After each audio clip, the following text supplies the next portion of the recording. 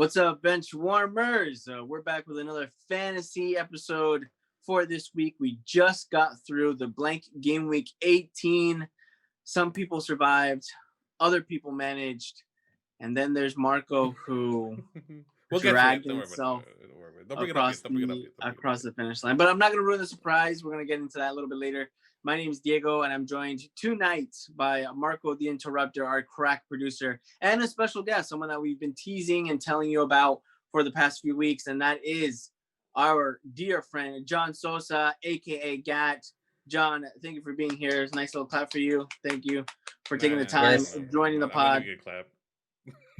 Thank you for having me. Honored to be here. John, just before we move forward, I'm very used to calling you Gat, and I think we all are. Very quickly, can you explain to our listeners where Gat is coming from? So, for anyone who's listening who does know me, that comes from just Xbox. That is my gamer tag. That's Gat. I don't think anyone knows what my actual name is, just because of how much and how often they call me by my Xbox name. So I think they see John and then they're like, who the heck is this guy? So I might as well just change my name legally to Gat and just leave it at that. You should. Yeah, you should actually. It should be Gat Sosa. Yeah, it should be Gat Sosa. The challenge is Gat versus Marco, it's not John. So exactly. Yeah. I'll be honest, I only used Gat because I had no idea your name was John. Yeah, I know. I think I met you like on the third time that we met. I think I found out that your name was John. Yeah. I remember Diego had no idea who I was. 2 weeks into actually playing with you guys too. That was fun. I mean, it was that was a lot for everybody. It was not only you, Josh Howard, Kyle, everybody. For me, it was like, who's that? I'm like, oh. Oh no, but Diego was funny. I don't even remember what we were doing. I think it was Fortnite at the time when we were all still playing that. And then randomly, like an hour into playing, Diego's like, hold up, who the F are you? I don't know if you remember that, but that'll always be ingrained in my mind. Good times, good stories. But linking up over Xbox, we now have this distinguished guest, John Sosa, joining us for this fantasy episode. We will have the typical information, the insider stuff, all the tips, all the notes, all the tricks, the answers to your burning questions on how to navigate the following game weeks. That will all come in due time. But just a gentle reminder to everyone, you can always catch us and listen to our latest episodes on Spotify, Apple Podcasts, and Google Podcasts by searching Benchwarmers FC. We just uploaded a really fun episode that we did with two coaches of the game, two mentors of a very respected and I guess venerated organization, NJ Copa, which is a local soccer academy here to us in New Jersey. So I would recommend you catch that episode as well. For this one, however, for fantasy, we're going to look at how our teams fared in the blank game week 18. I'm sorry, Marco, but it has to be done. And then we'll get into some surgery for each of these guys, just so that we can keep it a bit more competitive and, how do I say it, relevant, because the gap has been quite wide. Although, to Marco's credit, even though it was around this gap, he did close it. He closed it down, and he closed it down real quick. I was actually above him for 2 hours. I have a screenshot. For 2 hours, I was actually above Gap. Yes. And then the New Year started, and he before did the his last game of the day. And screwed me over. But anyway, I did make it to 3 points away from him, to being over him. And now you'll eventually find out that I'm close to 90 points behind again. Listen, it's doable, because like I say every time, it's a marathon. It's not a sprint. Yep. And one of the good things is that you have a few chips up your sleeve to be able to make up that difference. So I wouldn't really count yourself out. But we're gonna move forward, and the watch list. I have a few names for the watch list on this episode, but what I wanted to focus on mainly is any burning questions or addressing what the strategies will be for navigating double game week 19. A lot of people have been prepping their squads for double game week 19 for specifically a bench boost chip, basically loading up your team with players that have 2 fixtures in the next game week, and whether or not that is possible with a wild card or with something else or what have you. So we're just going to jump into it with Gat letting us know. Gat, how did you do what is your, I would say right now, present total, because the game is still updating. What is your present total right now for blank game week 18? So just looking at it, it looks like the average was actually pretty low across the board. Again, it is updating, so that could change, but average for right now is 23 points. I actually doubled that. I came in at 46. Nice. Okay. 46, not bad. With the average being 23. Marco, how did you do for blank game week 18? Yeah, so the average right now is 23, and I averaged. Yeah, so okay. yeah, pretty fine. Yeah. Oh, okay. You didn't hear me? Oh, I'm sorry. No. I know it was up. Oh. Yeah. All right, I got 4. Okay. 40 what? No, not 40. 4. I know you can hear me. And I know we've discussed this already. Look, you know what? Marco, okay, look, gotta understand. Marco, what happened? It stopped. Okay, go ahead. Oh no, I thought you were saying what you want to speak. Look, I fucked up. We know this. You know that's my mantra. I fucked up. That's all I say. I have it on my t-shirts. I fucked up. Nico's gonna get a kick out of this one.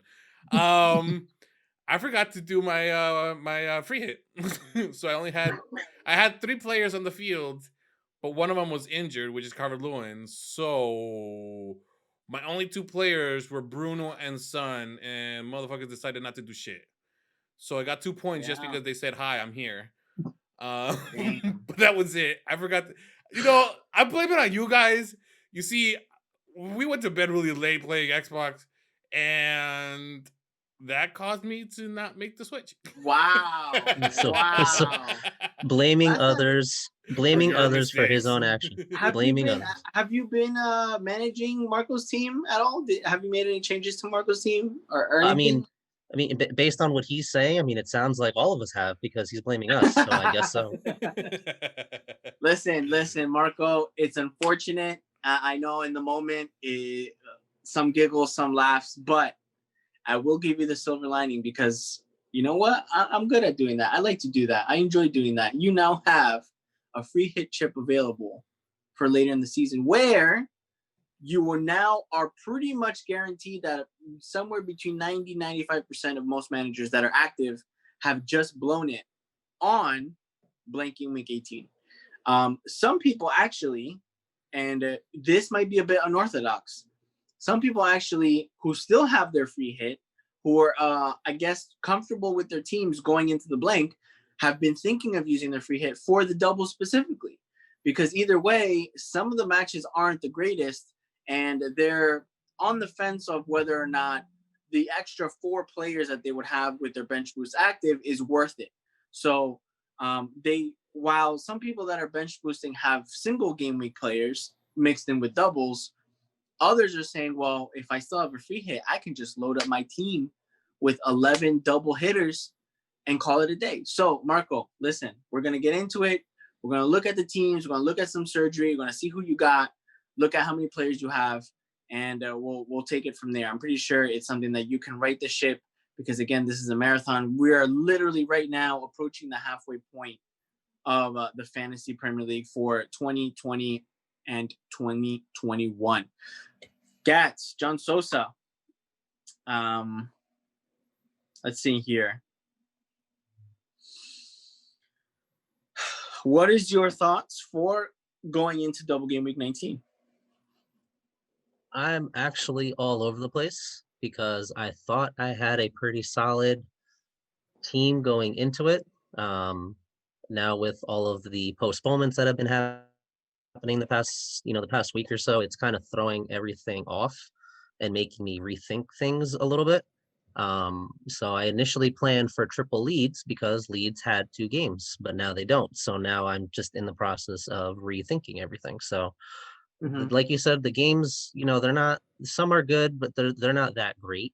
So it's going to take some time. Good thing the next deadline isn't until Saturday morning. So I have all day tomorrow to kind of figure some things out. And to tinker away, right? Exactly. Marco, you have your team intact. You must have some free transfers. I just threw up into the air, the possibility of utilizing your free hit. What are you thinking? Man, I'm debating. Honestly, I have 2 free transfers. Yes, I do have the free transfer hit. But my team is pretty stacked. Meaning, I only have 4 players that only have 1 game this week. Everybody else has 2. So Okay. now I do have some injuries and I do have some low ballers that I can switch up. Meaning, fix up a little bit my defense. Take out Calvert Lewin, which is not playing, and then maybe consider doing the bench boost now instead of using the free hit. But it's still debatable. I'm gonna check out to see to really go into who's playing who, and the possibilities of them actually playing both games instead of just one. All right, that sounds pretty good. I think that sounds viable. That actually is a good segue into what was going to be the first tip of the night for this episode, and that is whether you should bench boost or not. So, very clearly, very easily, my suggestion here, guys, a minimum of 10 double hitters should be on your squad if you are considering bench boost. Minimum. You can have some single hitters mixed in there. Of course, in total, you have your 11 on-field players, then you have the goalie and the 3 subs. So that would be a total for 15 max players that are going to be contributing to your total. If you have at least 10 of those with a double game week fixture, then I think it's good enough to go ahead with your bench boost. However, for some people who may not have that, and you want to take some hits to bring in some people, I know that KDB is a very sought after man, despite only beating Brighton 1-0 in their latest fixture. With his double and some very winnable games up ahead and a good schedule following after, do either of you guys own Kevin De Bruyne at the moment? No, I do not. No for Marco, no for Gat. Gad's going to say no because he has basically the same team I have.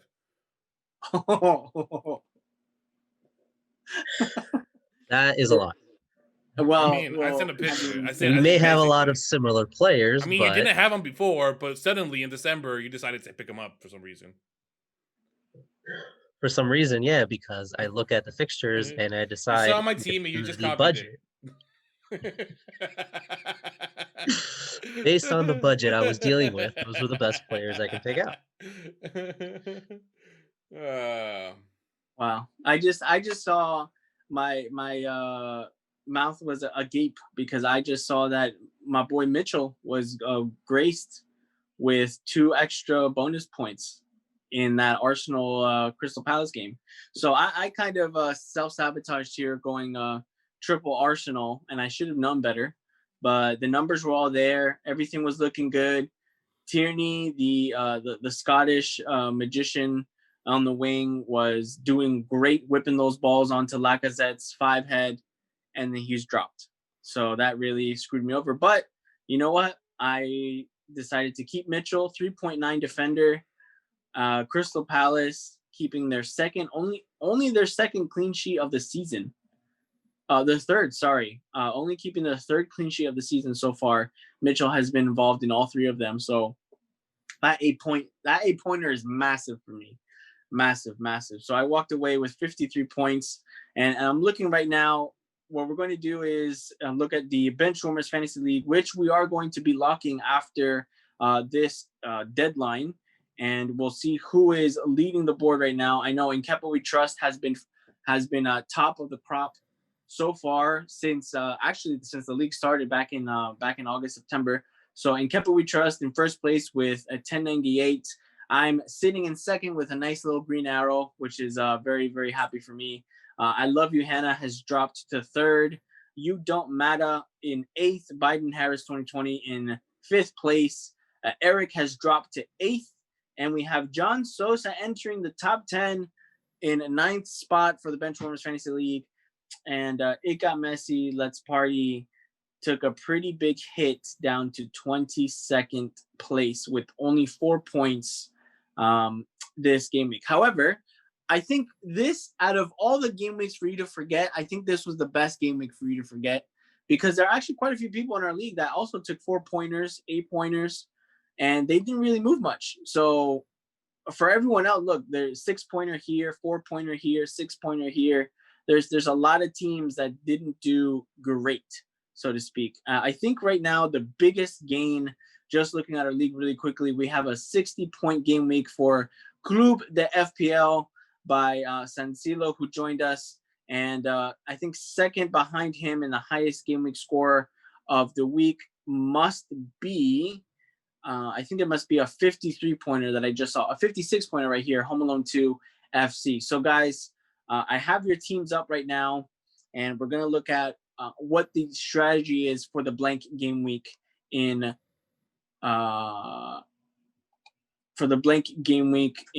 future. There's going to be a blank game week in 26, and there's going to be another double game week in 29. So there's a lot of information that I'm throwing at you guys, but we're going to take a step back. Marco, one player that you want to try to get into your squad. I have it up right now on my screen so I can follow you along.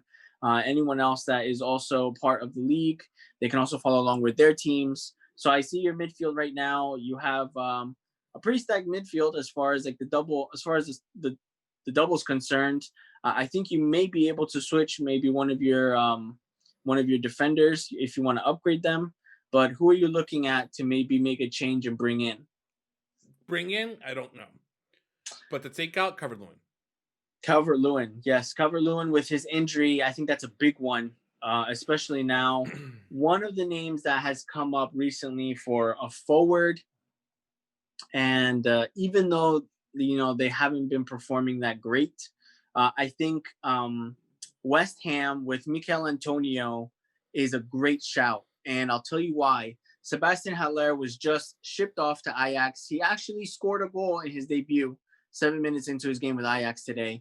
But that means that West Ham have been left very, very thin on their front line. And Mikel Antonio just got in his first 90 minutes full back from injury. So West Ham play West Brom, and they also play Burnley, both of them at home.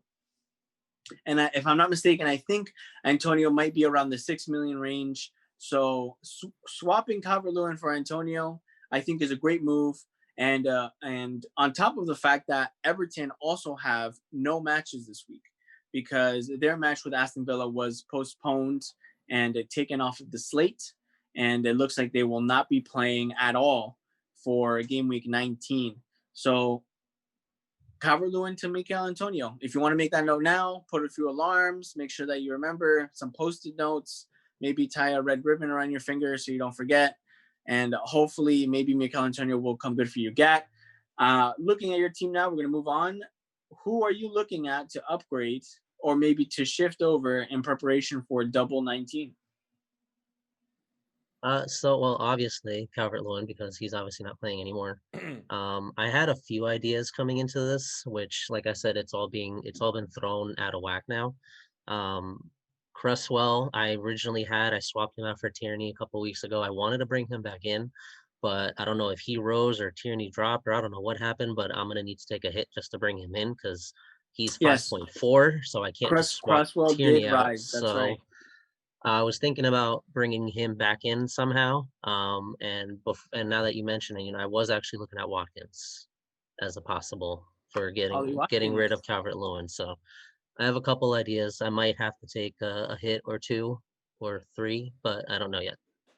So Ollie Watkins is actually a pretty decent shout because even though Aston Villa aren't playing against Everton, they still have a double because their match that was postponed 2 or 3 weeks ago, if I'm not mistaken, against Newcastle has been just shoved back into game week 19, and they'll be playing on the 23rd of January. So Aston Villa at home to a Newcastle side that is, I think, prone to being scored on. They've been doing pretty good defensively of late, thanks to some heroics from Carl Darlow.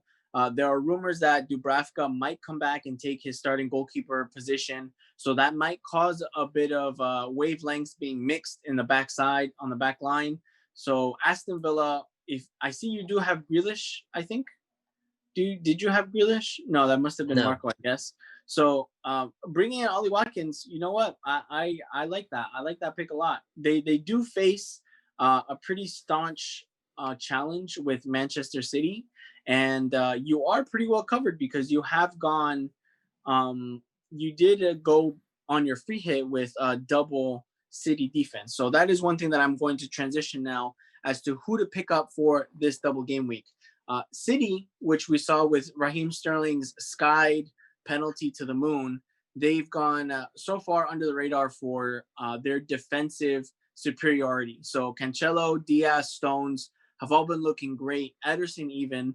They've all been looking like great, how do I say this, alternative picks as far as getting points out of the City side. Usually you would think you want an attacker, maybe someone like Foden, Mahrez, but they're being switched so often that you really don't know who to pick. Right now, the only person that has been consistent enough in their midfield to trust has been Kevin De Bruyne. And even still, De Bruyne has been creating chances which his own teammates have gone and wasted. Primary example with Sterling skying that penalty, much to the woes of KDB captainers this past weekend. So any of the City defenders, I think, would be worth a shout. Leeds, I see that you have 2 Leeds players. I have some Leeds players as well. And no, 3 Leeds players. Leeds used to have a double game week, and that was downgraded to a single because they will no longer be playing their match. That means that they have a single match versus Brighton at home. If I've heard this before, I think if I were in that position specifically, especially with some value tied up in Bamford for people that have had Bamford for a while now, I think it's worth, if you want to actually play your bench boost, to keep your Leeds players. I think Leeds have been great attacking wise. They haven't been great keeping the goals out, but they're facing a Brighton side which doesn't score much anyway. So that might be a good shout for them moving forward, and especially with the matches that are to come up afterwards. So we have Ollie Watkins for Gat. We have Mikel Antonio for Marco. Guys, I'm going to have to ask you right now. I don't think this was settled yet, but we have to come up with a wager here for who's going to end up on top at the end of the season, because we've been dragging this along for a few weeks. And I know it's probably getting under Marco's skin, and he just wants to get it over with because he knows where he belongs, higher up in the table.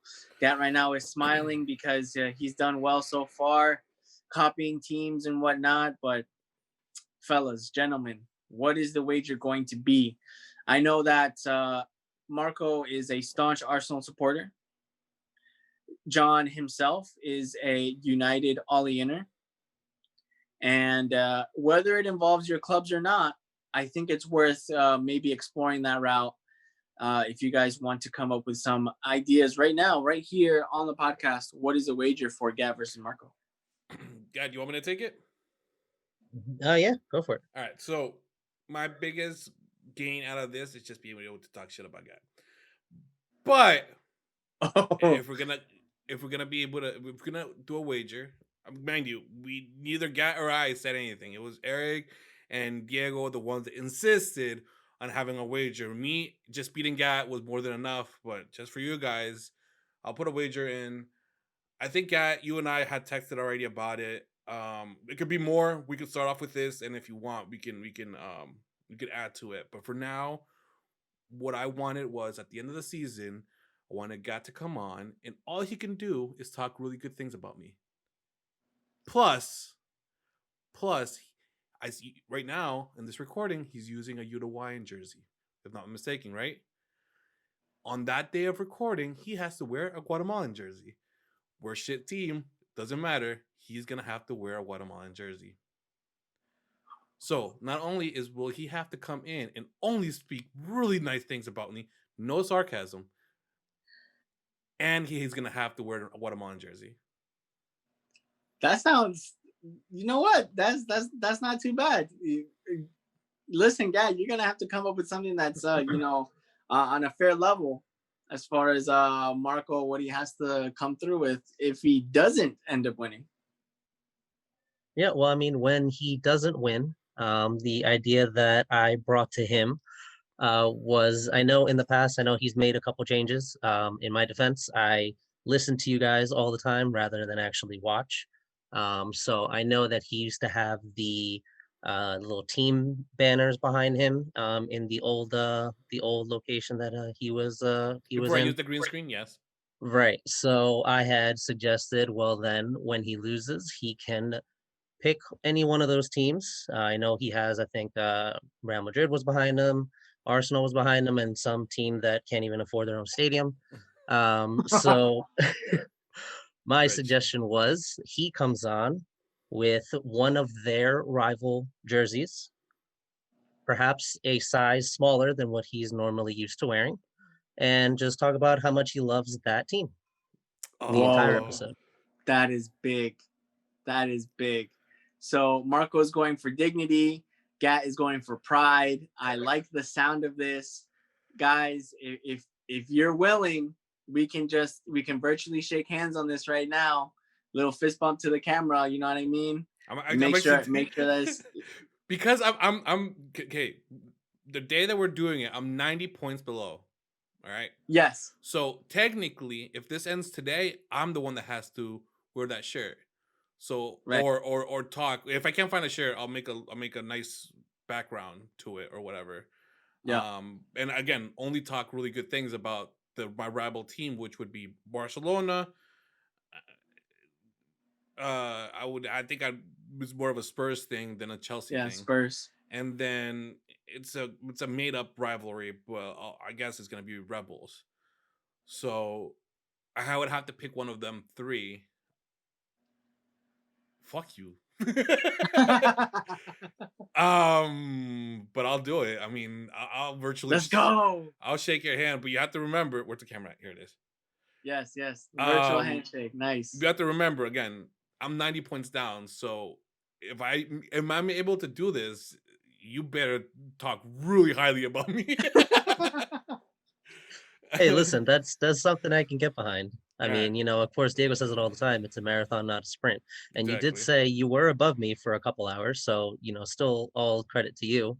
But I think it's we're only halfway, so we got a long way to go. I don't think So I think Yes. we're it'll be just fun. making it to halfway. So yeah. We do have a long way to go, and not to mention Marco still has a chip available that many of us do not. Bro, So I have wouldn't 3. be surprised if that chip ends up making half of what that deficit is. So I would be, I but you know, we'll see what happens. all right. I think that should be wrapping it up for this episode. Just to end it on some warnings, captaincy picks, and whatnot. Bruno has been very popular as of late. He's been a very popular captaincy pick, and he does have a double despite it being against Liverpool and Fulham. However, Bruno Fernandes is on 4 yellow cards, and we are not past the point where the yellow card offenses are upgraded to 10. So if he gets one more yellow card and accumulates 5, he will then have to serve an immediate 1-match ban, which would mean he would have only one game played, the hardest one of the two versus Liverpool, and then he would be sitting out against Fulham. For a lot of people that have Bruno, I think it's still worth keeping him there and not shipping him out. But I'm just saying this if anyone was thinking of captaining Bruno, just to think twice. I'm not telling you to do it or not to do it. I'm just saying think twice if you're going to risk it. Some, I think, more solid captaincy options right now to explore. Even though he is playing the opposite side of that fixture, Mohamed Salah is someone that is a staunch and proven FPL asset over the last few seasons, and they do have an easy fixture afterwards, the United game as well. KDB is a bit of a risk, but seemingly it could be a good captaincy option or even triple captaincy option. And a shout for a differential would be any of the City defenders. I wouldn't be surprised if Manchester City came out of this double game week with 2 clean sheets, and that's going to be important for anyone trying to rack up as many points as possible. I think that wraps it up for today, guys. I wish you the best of luck. I myself will be looking to bench boost, maybe taking a couple hits to fix up my team a little bit for the future. Of course, the long run, always looking ahead. But I think right now, the best thing, especially with all of the COVID postponements and infections and everything, it's best to attack what's right in front of you because we're not sure what the future might hold in terms of the fantasy game. John, thank you very much for joining us on this episode. I appreciate you sharing your time with us and sharing this wager that I'm excited to see the conclusion of against Marco. There's nothing better than I like to imagine Marco in like a crop top Barca jersey saying how much he loves Messi and their academy and everything and all of that. And Marco, likewise, I wouldn't want anything more than to hear John say, "Good afternoon, my FPL king," on the next time that I see you guys by the end of the season. So thanks again, guys. Thank you all very much for listening and for joining us. We'll be sure to have you again at some point throughout the season, keeping this FPL season important and interesting and pretty exciting as far as what the challenges are for the remainder of it. And the simple reminder, as always, signing off, we're the Benchwarmers. This is the Bench with a Voice, where the bench is always warm. Peace, everybody.